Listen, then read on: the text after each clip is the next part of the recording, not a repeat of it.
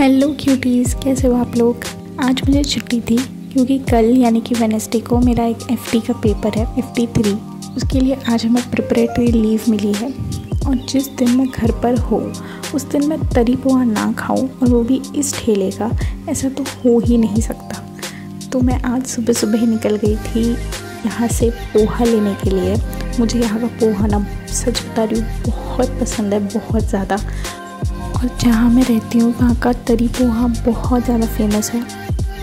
आप लोग मुझे कमेंट सेक्शन में बताना कि कभी आपने तरी पोहा ट्राई किया है या नहीं। तो तरी पोहा खा के कुछ देर बाद मैं बैठ गई थी अपना रिवीजन करने के लिए। सबसे पहले मैंने रिवाइज़ किया था मॉर्फोलॉजी ऑफ फ्लावरिंग प्लांट की NCERT। मैं नोट्स रिवाइज़ कर चुकी थी और मॉड्यूल्स का भी ओवरव्यू मैंने ले लिया था। क्वेश्चंस भी प्रैक्टिस हो चुके थे, तो मैंने सोचा कि अभी मैं NCERT पढ़ लेती हूँ। और इंस्टीट्यूट की तरफ से भी कुछ क्वेश्चंस आने वाले थे जिसका मैं वेट कर रही थी। तब तक मैंने पढ़ लिया था NCERT। मैं क्लास में जाने से पहले NCERT पढ़ के जाती हूँ, लेकिन इस बार मॉर्फोलॉजी की NCERT बाकी रह गई थी, तो वो पढ़ के मैंने बॉडी फ्लूइड एंड सर्कुलेशन की NCERT पढ़ी। और जैसे ही मेरा हो चुका था रिवाइज़ करके NCERT, उसी के बाद ग्रुप पे मैसेज आ गया था। सर ने प्रैक्टिस क्वेश्चन दिए थे, फिज़िक्स, केमिस्ट्री, बायो, तीनों सब्जेक्ट के 100 क्वेश्चंस थे। हमें हर FD के पहले कुछ क्वेश्चंस मिलते हैं प्रैक्टिस करने के लिए, और मॉड्यूल्स में भी पर चैप्टर 100+ क्वेश्चंस होते हैं। उसके अलावा भी हमें क्वेश्चंस मिलते हैं, यानी कि हम पर चैप्टर अप्रॉक्सीमेटली 300 क्वेश्चंस सॉल्व करते हैं हर ही चैप्टर के। इस बार भी हमें प्रैक्टिस क्वेश्चंस के लिए 300 क्वेश्चंस मिले थे all total, physics, chemistry and biology.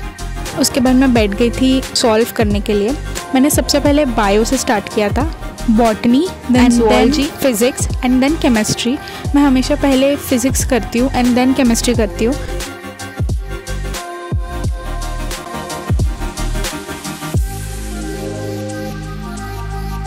ये जो क्वेश्चंस थे, इसका जो सॉल्यूशंस था, जो आंसर की थी, वो सर शाम में ग्रुप पर अपलोड करने वाले थे। तो पेपर देते देते मैं काफ़ी थक गई थी, तो आपका बिल्लू हो गया जेल से फ़रार और मैं जाके बैठ गई बाहर, क्योंकि बाहर बहुत अच्छा मौसम था। इतनी प्यारी प्यारी हवा चल रही थी और इतने बादल गरज रहे थे, इतना अच्छा लग रहा था। पूरा माइंड फ्रेश हो जाता है ऐसे बाहर बैठने से।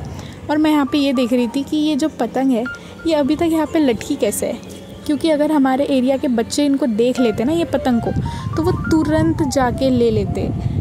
अभी शायद उस पर अभी तक बच्चों की नज़र नहीं। आर्ट एंड क्राफ्ट करना काफ़ी पसंद है, बट नीट की वजह से ना ये सब हो ही नहीं पा रहा था। बट मैंने इस बार डिसाइड किया है कि मैं अपने मेंटल हेल्थ को और अपनी खुशी को भी टाइम दूंगी। तो मैंने ये बोर्ड मंगवाया है। मैंने इससे पहले भी मंगवाया था, बट वो इतना अच्छा नहीं बना। मैं इसके ऊपर मैंने वर्निश की कोट नहीं लगाई थी।